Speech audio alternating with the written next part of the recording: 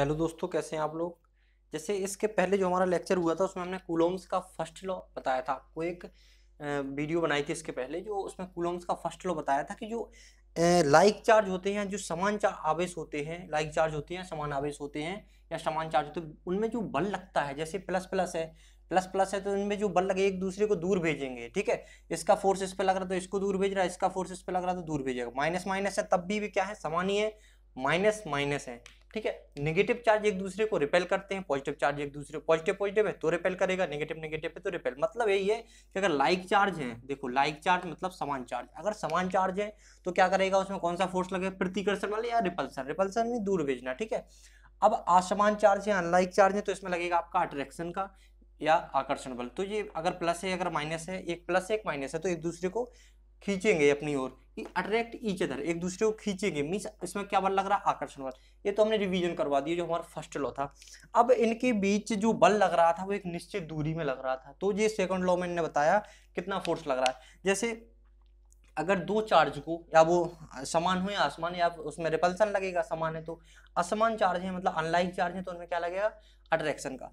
तो इसमें क्या करेंगे हम, इसमें जो सेकंड लॉ ने बताया है कि जो फोर्स लग रहा है किस टाइप से लग रहा कि अगर पॉजिटिव पॉजिटिव रखो या नेगेटिव नेगेटिव या नेगेटिव पॉजिटिव, ठीक, जे लाइक या नेगेटिव नेगेटिव, तो इनमें जो फोर्स लग रहा है जैसे एक निश्चित दूरी पर ही लगेगा इनमें फोर्स। अगर आपने एक यहाँ पर रख लिया एक यहाँ पर और इनका डिस्टेंस बहुत ज्यादा है तो इनमें फोर्स नहीं लगेगा। मतलब यही है कि अगर मतलब ये है कि अगर समान चार्ज या असमान चार्ज माइनस प्लस, एक निश्चित दूरी होती है इनकी की फोर्स क्या है कि कोई आपके पास एक दोस्त खड़ा है, आपको उसको थप्पड़ मारना है, तो अगर वो आपके हाथ जहां तक पहुंच रहे उसकी रेंज में आ रहा होगा, रेंज में आ रहा होगा, जैसे आपका हाथ ए है, आप ये खड़े हैं इस टाइप से, हाथ का हाथ ए है, अगर आपका दोस्त यहाँ पर खड़ा है तो रेंज से बाहर है तो उसके थप्पड़ लगेगा ही नहीं।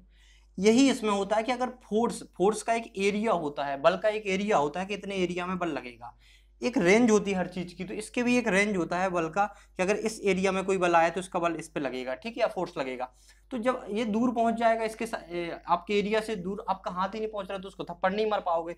वही आवेश में होता है कि आवेश के एरिया में आ रहा कोई चार्ज, अगर चार्ज के कोई चार्ज, जैसे इस चार्ज के एरिया में प्लस आ रहा, फिर दूसरा चार्ज अगर एरिया में आ रहा होगा, इसकी रेंज में आ रहा होगा, तब तो ये बल दिखाएगा, फोर्स लगाएगा।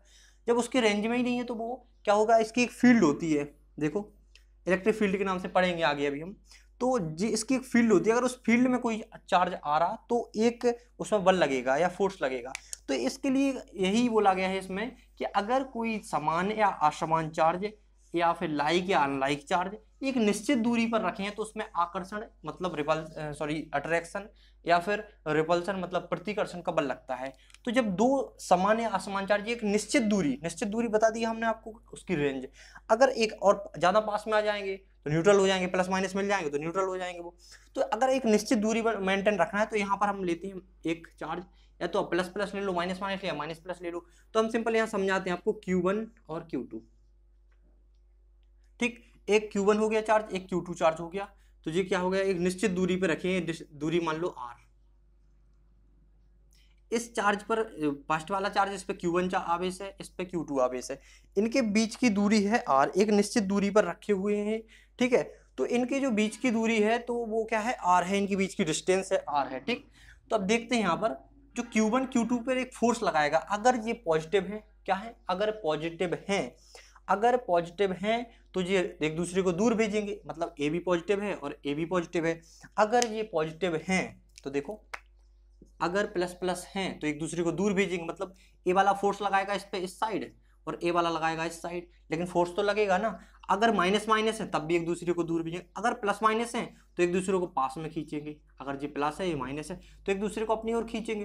तो अभी हम देख रहे हैं कि फोर्स कैसे फाइंड करेंगे, फोर्स कैसे ज्ञात करेंगे, बीच में कैसा फोर्स लग रहा है। तो जो कूलोम सर ने हमारा इसका सेकंड नियम बताया, सेकंड लॉ बताया, तो इनने बताया जो इनके बीच फोर्स लगता है, पहली कंडीशन तो ये कि निश्चित दूरी पर हूं या समान हो चाहे असमान, इससे कोई मतलब नहीं है।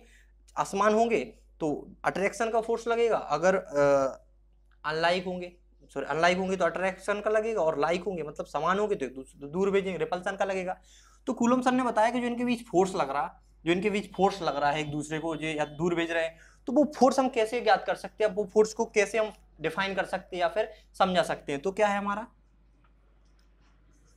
आवेशों के बीच लगने वाला बल या फोर्स, इनकी वैल्यू जो इनकी चार्ज है, चाहे वो पॉजिटिव में हो या नेगेटिव में हो, इनके आवेश के वैल्यू के गुणनफल के समानुपाती होते हैं, डायरेक्टली प्रोपोर्शनल होता है। ठीक है, तो ऐसे लिख सकते हैं F समानुपाती Q1 Q2, या फिर Q1 कैपिटल माना है तो Q1 Q2, मतलब आवेश के Q1 और Q2 के बीच ही लग रहा ना फोर्स, मतलब इसका है समानुपाती है एक दूसरे के, या डायरेक्टली प्रोपोर्शनल। डायरेक्टली प्रोपोर्शनल का मतलब ये होता है कि अगर इसकी वैल्यू को बढ़ाएंगे आप तो ये फोर्स बढ़ेगा।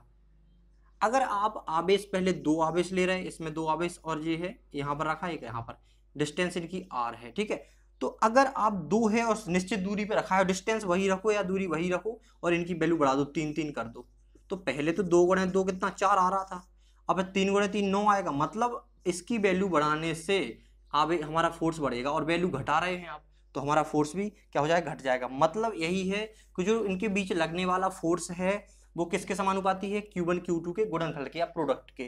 तो डिपेंड करता है किस पे, इनकी वैल्यू पे। अगर वैल्यू कम होगी चार्ज की तो क्या हो जाएगा, फोर्स कम ज्यादा होगा।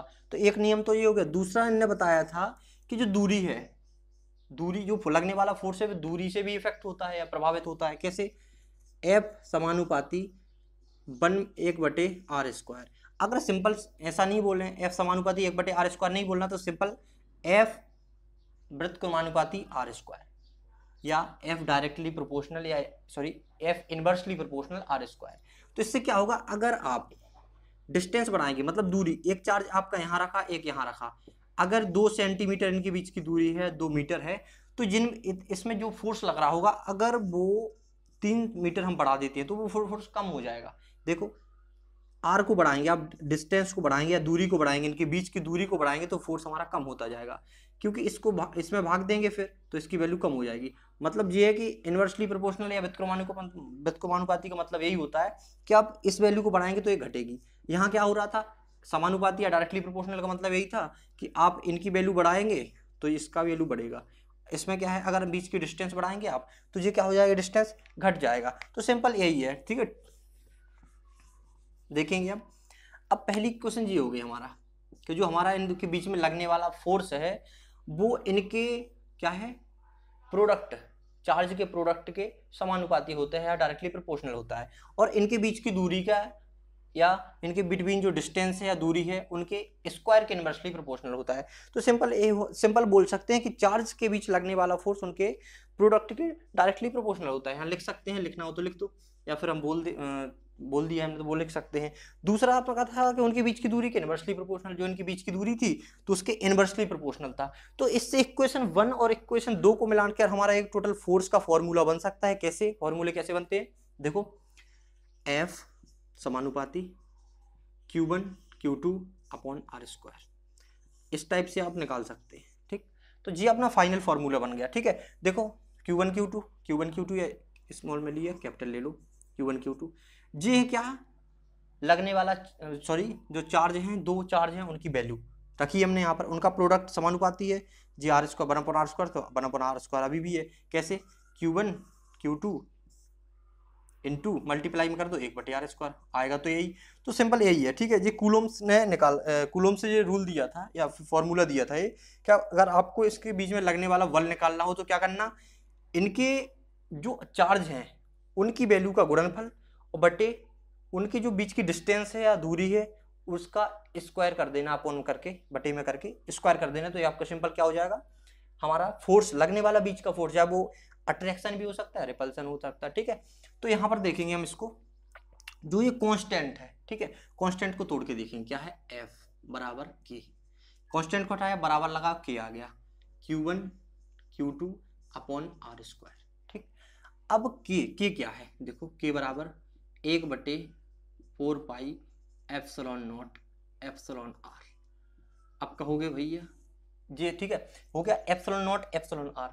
इसका अगर हम यूनिट निकालें K का तो कितना आएगा, देखो K यहाँ रखा, इसको इस साइड को देखो, न्यूटन में होता है फोर्स, जो बल लगता है वो न्यूटन में लगता है, न्यूटन, या फिर हिंदी में ऐसे लिख सकते हैं न्यूटन। ठीक है, तो न्यूटन में लगता है, तो क्या हो जाएगा, देखो अगर K का वैल्यू निकालेंगे तो F और R का मल्टीप्लाई हो जाएगा, इस टाइप से एफ आर का, या फिर अभी सिंपल के का वैल्यू आया तो के करो, एफ बराबर 1/4 pi epsilon naught epsilon R Q1 Q2 upon R square.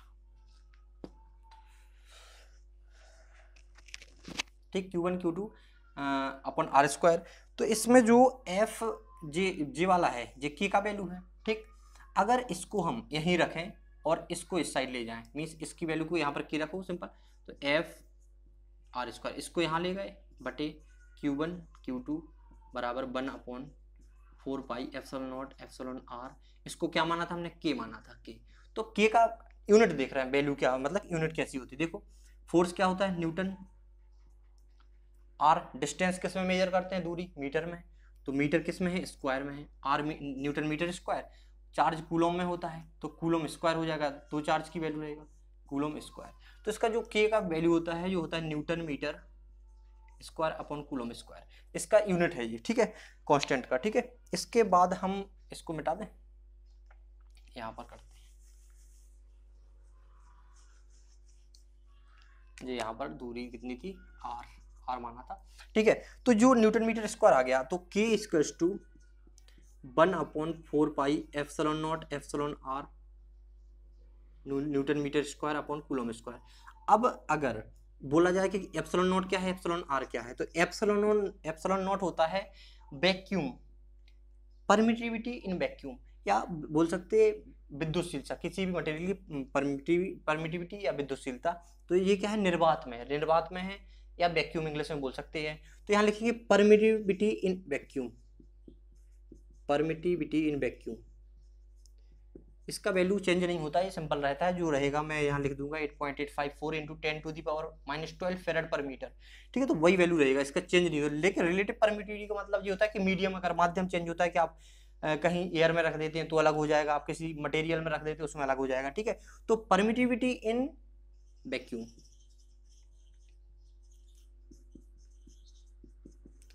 निर्वात में विद्युतशीलता। अब विद्युतशीलता क्या है, देखो कोई भी मटेरियल अपने अंदर कितना चार्ज फ्लो होने की परमिशन दे रहा, या कोई मटेरियल अपने अंदर से कितना आवेश फ्लो करवा सकता है या बहा सकता है, वो उसकी योग्यता कहलाएगी, उसी को हम क्या बोलते हैं, परमिटिविटी, ठीक है, विद्युतशीलता या योग्यता, ठीक है। तो उसको परमिटिविटी मतलब क्या निकल के आ रहा, परमिशन निकल के आ रहा, मतलब जो चार्ज को फ्लो होने के लिए जितनी परमिशन देता है उतनी उसकी परमिटिविटी होगी, ठीक है। तो सिंपल निर्वात में क्या होता है, इसकी वैल्यू होती है 8.854 × 10⁻⁻12 फेरेड पर मीटर। ये क्या होता है, फेरेड पर मीटर होता है, फेरेड पर, इसकी क्या है, यूनिट है फेरेड पर मीटर, ये बहुत बार एग्जाम में आती है, ठीक है। इसके बाद हम देखते हैं कि जी एप्सिलॉन आर क्या है, एप्सिलॉन आर है परमिटिविटी इन मीडियम। अगर आप एयर में ले लो तो अलग परमिटिविटी होगी, माइका ले लो या कोई भी मतलब पदार्थ ले लो, तो उसमें परमिटिविटी मतलब उसमें परमिटिविटी क्या रहेगी उसकी, तो उसकी वैल्यू चेंज होती रहेगी, इसकी कोई यूनिट नहीं होती, ठीक है। रिलेटिव परमिटिविटी, इसके लिखेंगे relative permittivity, relative permittivity, permittivity, या इसको बोल सकते हैं माध्यम की विद्युतशीलता, माध्यम की विद्युतशीलता, या फिर इसको एक और ऐसे लग सकते हैं परमिटिविटी इन मीडियम, किसी भी मीडियम में, तो परमिटिविटी इन मीडियम, ठीक है। तो ये तो वैक्यूम में हो गया, इसकी फिक्स रहेगी, ठीक है, एप्सिलॉन नॉट की वैल्यू फिक्स रहेगी। लेकिन अगर इसमें एयर में रख दिया हमने कोई भी मटेरियल, जैसे कोई भी चार्ज हम एयर में रख रहे हैं, देखो एयर, तो इसमें एप्सिलॉन आर की वैल्यू हो जाएगी 1, वैक्यूम में क्या हो जाएगी, वैक्यूम में क्या हो जाएगा 1। अगर ये तो वैक्यूम में इसकी तो फिक्स रहती है, इसकी चेंज नहीं होगी, लेकिन इसकी माध्यम बदलने से क्या हो जाएगी, परमिटिविटी या विद्युतशीलता चेंज हो जाती है। तो इसका सिंपल यहाँ तक हो गया, इसको मिटा सकते हैं, ठीक है। अब यहाँ पर देखते हैं हम, जो न्यूटन मीटर स्क्वायर हो गया था, ठीक है। अब इसके बाद हम देखते हैं इसका एफ इक्वल्स टू क्या था, 1/4 pi epsilon naught epsilon R Q1 Q2 upon R square. ये सिंपल हमारा ये फॉर्मूला था। अगर इसमें हम क्या करें, इसमें हम इसकी एक सेकंड यहाँ पर लिख सकते हैं, ये यूनिट लेस होता है या कोई यूनिट नहीं होती है, यूनिट लेस या नो यूनिट, इसकी कोई चौथी यूनिट नहीं दिख रहा है यहाँ पर, देख एक सेकंड चेक करें।